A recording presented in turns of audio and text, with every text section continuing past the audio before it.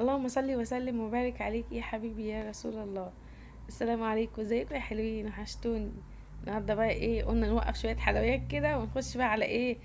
على شويه اكل كده حلوين كده ايه بعد الحلويات اللي احنا كلناها دي كلها والسكر اللي اترفع. فقلت بقى النهارده اشارك معاكم الفيديو الجميل دوت. النهارده هعمل صينيه بطاطس بطريقتي.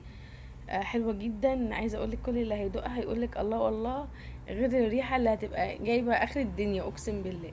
مكونات بسيطه كده في البيت، يعني اكيد كل عندنا البطاطس والطماطم. يلا بسرعه قومي انت كمان اعمليها معايا، واوعدك ان انت هتاكلي احلى غدوه النهارده.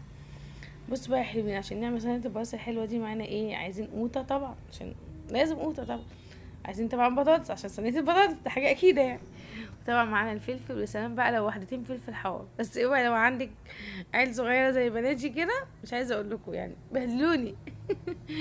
وهتشوفوا معايا دلوقتي وانا بعمل حاجه كده. الفلفل دوت كان يعني نور خلينا كلنا بهدلنا، بس برضو انا بحبه بصراحه، مع اني بتعب منه جامد بس بحبه. ومعايا الطاسه بتاعتي بس كده، ومعانا طبعا بصل، ومعانا الزيت او الزبده برضو اللي هتحطهم، اي حاجه منهم انتوا بتحبيها. بس انا بحب اعمل بصراحه صينيه البطاطس بالزيت، ما بحطهاش سمنه، ما بحطهاش زبده. بقول لكم بقى هنا هضرب ده كيلو طماطم على كيلو البطاطس بتاعتي، يعني كيلو على كيلو، عشان تبقى حمرا كده وجميله ولونها يعني لون كده مميز يعني بصراحه. عايزه احط لها معجون صلصه طماطم، مفيش مشاكل، احط لها برضو ايه شويه. بصوا انا هضرب مع الطماطم دي في الخلاط ايه عشان كله كده يبقى واخد من طعم بعض. وهحط معاها نص معلقه قرفه، ونص معلقه فلفل اسود، ونص معلقه ملح، واربع خمس فصوص توم، ومكعب المرقه، ورشه صغيره من الكمون، صغيره من الكمون، ورشه صغيره من السكر. ما تنسوش الكمون والسكر. واللي هيقول لي مش عايز قرفه، لا جربوا القرفه فيها. ليه قرفه؟ لا القرفه جميله جدا، بتدي طعم حلو جدا جدا في صينيه البطاطس، يعني هي اللي هتوديكي في حته تانية. ويا سلام بقى لو عندك شويه جوز الطيب، يعني ابشري كده سيكه صغيره، بس سيكه صغيرين عشان بس ما يغيروش الطعم، واضربيهم. ده كله بقى كده هنضربه مع الطماطم في الايه. يعني احطه على الطماطم واضربهم في الخلاط. طبعا ما حطيت واحده فلفل حار معاهم برضو مع الطماطم تتضرب كده. هنا بقى كان معايا الفراخ بتاعتي. عايزه تعملي فرخه، عايزه تعملي وراك، اللي يعجبك. انا هنا كان عندي متوفر، عندي كان وراك يعني. غسلها طبعا كويس جدا جدا جدا. مش عايزه اقول لكم انا عامله فيها ايه، معذباها اصلا. الفراخ كانت بتكوكي مني يعني، ارحميني يا بوسي دي كده ارحميني. وبعد كده نقعتها في ميه وليمون وسكر عشان يشد منها اي حاجه. السكر على فكره برضو بيشد اي حاجه من الفراخ، ريحه مش مستحبه يعني. بس وصفيتها كويس قوي قوي قوي كده، قعدتها بتاع نص ساعه بتتصفى بس كده، حطيتها كده في مصفى وسبتها تتصفى.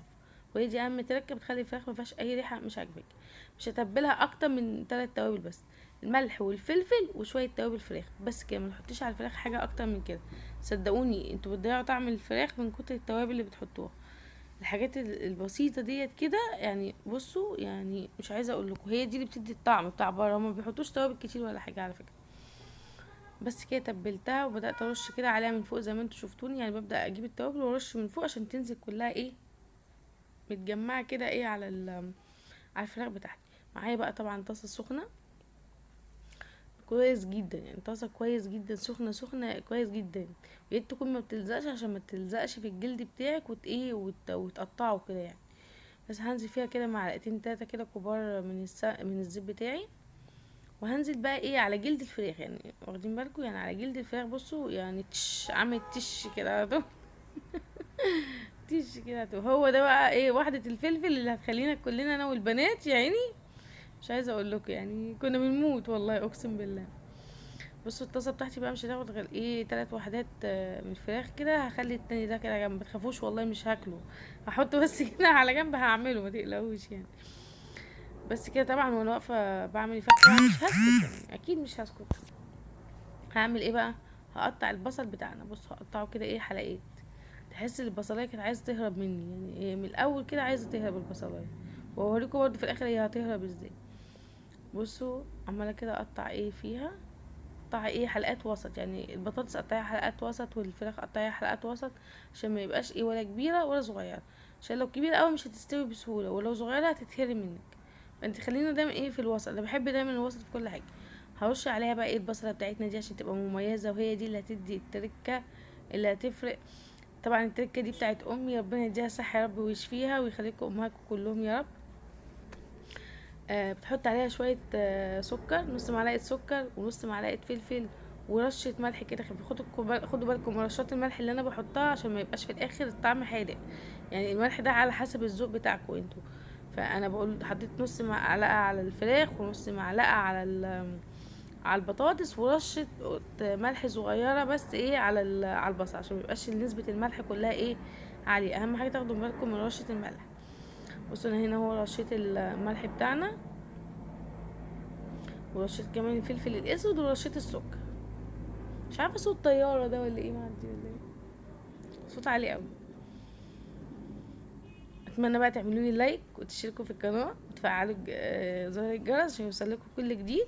عايزه اقول لكم انا مبسوطه جدا جدا جدا بتعليقاتكم وفرحانه قوي ومبسوطه جدا، برحب بكل الناس اللي دخلوا في القناه جديد. يعني ربنا يا رب يديمكم نعمه في حياتي وربنا يسعدكم زي ما بتسعدوني. واتمنى يا رب ان انتوا يعني تعملوا لي شير كتير كتير عشان القناه تكبر اكتر واكتر. وابقى فرحانه قوي بجد لما بيجيلي مشتركين جديد كتير وجديده يعني وجدد. ومبسوطه جدا جدا. مش عايزه اقول لكم بقى سعيده قد ايه، يعني ما بفتح الاقي حد كاتب لي تعليق حلو يقول لي تسلم ايدك يا نهى، بجد الاكل حلو، احنا جربناه وطلع حلو. يعني بجد ببقى مبسوطه بجد. وطبعا يعني اصدقاء القناه دول يعني فوق دماغي والله بجد. ربنا يخليكم ليا يا رب، ديمكم نعمه حلوه في حياتي. لغيت معاكم شويه كتير كده، يلا بقى نشوف الفراخ بتاعتنا الحلوه دي حصل لها ايه. طبعا احنا هنسيب البصل ده كده، كنت بس بفتحه عشان كل التوابل اللي انا عملتها دي ايه تخش جواه. وهبتدي بقى ان انا ايه يعني ادعكه كده كويس ايه بايديا، يعني عشان خاطر ايه مش بجوانتي لا، عشان في سبحان الله في حاجه بتحصل لما بندعك بالايد مع البصل بيطلع الطعم بتاعه غير الجوانتي بصراحه. بصوا انا هو بدعكه اهو، هقلبه كده كله مع بعضه. شايفين وادي الفراخ بتاعتي طلعت كده كلها ايه لون واحد. وادي الورك اللي هو كان لوحده دوت معرفش هو كان يعني الورك ده مظلوم يعني. بص حتى يعني العظمه بتاعته الراجل بتاع الفراخ جايبها لي مكسوره، بص شايفها عامله ازاي. يعني طلبته وجالي كده. طبعا انا لو بجيبه من عند الراجل بتاع الفراخ عمري اهو ده. بصوا واحده دي واحده الفلفل اللي بقول لكم عليها، بقول لكم هي دي اللي خلتنا كنا هنموت. واحده الفراخ ديت يعني مظلومه يعني. بصوا نزل بقى طبعا بقى كل الدسامه والحلاوه كلها نزلت في الطاسه طبعا بتاعت الفراخ بتاعتي، نزلت كلها في الطاسه. اوعي ترميها، انزلي عليها بالبصل. انا مش عايزه البصل ياخد لون ولا يتشوح ولا اي حاجه، انا عايزاه بس ياخد الطعم بتاع الفراخ ده. هنا بقى كنت بقطع البطاطس، بصوا بقطعها ولا كبيره ولا صغيره، انا وسط كده. بصوا شايفين اهي، انا بقول لكم بصوا دوت المقاس اللي انا ايه عايزين نعمله. طبعا الفراخ بتاعتي انا شلتها بقى حطيتها كده في طاسه، وبعد كده هنزل بقى ايه. بحب اشوح انا الخضار، يعني بحب اشوح البصل، بحب اشوح البطاطس بتاعتي. مش عارفه هنا كنت تايهه بعمل ايه، بس ماشي انا اكيد كده كانوا البنات رجعوا وانا تايهه يعني. فاهمين اول ما بيجوا بحس مش عارفه في ايه، يعني يجوا من المدرسه وفي ايه يعني الحرب العالميه جت، الهكسوس متعرفوش في ايه. ربنا يخليهم يا رب. احس والله العظيم ان انا متلخبطه كده يعني ماما ماما ماما ماما عارفين كده اه. وبقطع بقى البطاطس كده، بس احس ان انا بتخانق مع البطاطس يعني، خلصيني بقى يعني. نزلت بقى كده بالبطاطس بتاعتي اللي انا قطعتها على البصل زي ما انتم شايفين كده. لما بتاخد تشويح كده بتحس طعم فيه مختلف يعني. الخضار لما بيتشوح بيبقى فيه طعم مختلف جدا. طبعا الفراخ ما استوتش، الفراخ لسه نية، بس انا هي شكلها متحمر بس هي ما استوتش ولا حاجه لا، هي بس ايه عشان التحميره بتاعتها كانت كويسه والطاسه كانت سخنه كويس، انما هي لسه هتكمل سوا مع البطاطس. بس كده نزلت بقى بالبطاطس بتاعتي، بنزل زي ما خدته كده بنزل شويه بشويه وبقلب شويه بشويه واقلب يسخنوا وانزل اللي وراهم. ليه؟ عشان الطاسه بتاعتي ما تبردش وياخد يعني والاكل ياخد وقت معايا. لا انا بنزل شويه يسخنوا. ابص البطاطسايه هربت شويه، بقول لكم الاكل عايز يهرب مني النهارده. وادي الفلفل الرومي برضو بتاعنا، طعم الفلفل الرومي بيبقى مميز اوي في صينيه البطاطس يعني، يا ريت ما تستغنيش عنه، بيدي طعم حلو كده. عندك برضو لو عندك الفلفل الالوان برضو هيبقى جميل برضو حلو، ممكن تحطش برضو منه. بس انا كان موجود عندي الاخضر بس. برضو هشوحه برضو مع ما رضيتش احط الفلفل مع البصل الاول عشان ما يتبلش على طول. حبيت احطه كده مع البطاطس عشان يبقى ايه، لسه يعني لسه فيه زي القرشه بتاعته كده. ولغايه ما استوى كان برضو كان جميل. هنا بقى دي الطماطم بتاعتي، انا ما اتكتش عليها في الضرب، شايفين هي نازله اهي فيها كل التوابل اللي احنا قلنا عليها، هكتبها لكم في صندوق الوصف. وما اتكتش عليها في الضرب قوي عشان خاطر عايزاها تبقى اكنها زي مبشوره كده. هديها غلوه واحده وهي من غير الفراخ، وبعد كده هنزل عليها على الفراخ على الوش. يعني انا الاول هديها غلوه من غير الفراخ بتاعتي. هي بصوا بطاطسايه وقعت تاني برضو بقى. مش عارفه في ايه الاكل كان عايز يهرب النهارده ولا ايه. بصوا شكل حسوا الطماطم كده زي اكنها ايه اللي انا كنت بشرها، بس انا كنت ضربها في الخلاط. لو انت عايزه ابشريها ابشريها، بس صدقيني لما تحسي بطعم الطماطم كده زي ما تكون مبشوره بتدي في الاكل في صينيه البطاطس كمان بتبقى حلوه قوي. ودي برضو من ضمن التركات بتاعت ماما يعني. بس بقى كده كانت البطاطس خدت غلوه، وجيت احط الفراخ راحت الطماطم كلها بهدلت لي طبعا البوتاجاز بتاعي. يا بوتاجازي. بس انا هنقلها كلها بقى ايه في طاسه تانية كبيره وهتشوفوها. هي كانت غلوه وانا حطيت عليها الفراخ. بس كده كانت ما شاء الله. جبت طاسه اكبر ونقلتهم فيها وايه، وسبتها بقى ايه تستوي. هتاخد حوالي، هسويها من فوق نص سوا وبعد كده هدخلها الفرن. عايزه تدخليها كلها الفرن مفيش مشاكل، بس تصبري عليها تاخد غلوه الاول مع البوتاجاز من فوق، وبعد كده قومي ايه مغطياها ومدخلاها ايه على درجه حراره 180. هتقعد معاكي حوالي بتاع ساعه الا ربع كده. بس بقى هنا تعالوا شويه نعمل شويه رز بالشعريه. انا عارفه كلكم حلوين وشاطرين وبتعرفوا تعملوه، بس انا يعني ايه قلت اشاركه معاكم. يكون في بنوته جديده لسه متجوزه، بنوته صغننه بتعمله ولا حاجه، فقلت ايه اوريه.